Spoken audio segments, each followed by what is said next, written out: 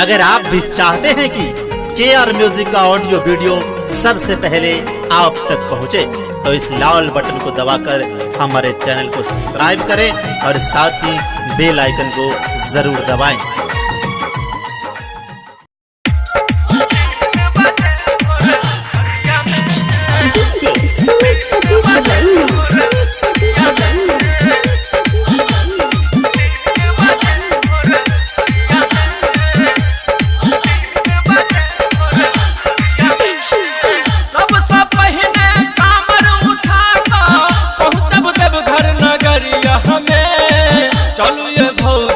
जल चढ़ेबै 3 बजे भोरहरिया में, चलू ये भौजी गंगा जल चढ़ेबै 3 बजे भोरहरिया में।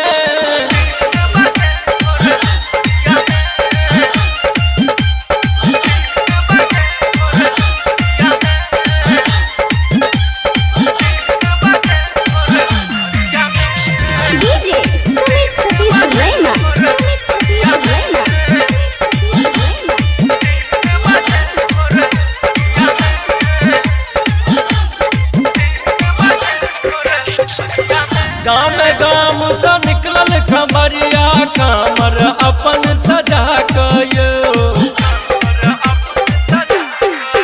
हाँ, गाम से निकलल खमरिया कामर अपन सजा कयो।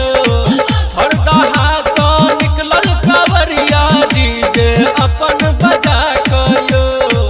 गेरुआ रंगक साड़ी खरीद देब जाकर सकरी बजरिया हमें, चलू ये भौजी जल चढ़ेबै 3 बजे भोरहरिया में, चलू ये भौजी गंगा जल चढ़ेबै 3 बजे भोरहरिया में।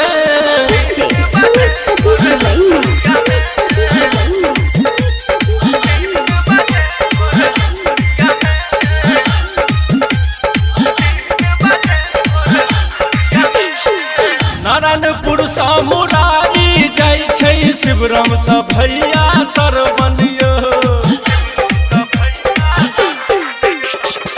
सकरी सा सावरिया जाइ छै करैल बाबा के दर्शनियो।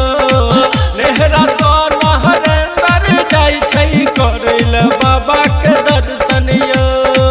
राघोपुर सा रमेश राजबरिया पहुँचत बाबा दुआरिया हमें, डब्लू नजरिया संग जल चढ़ेबै 3 बजे भोरहरिया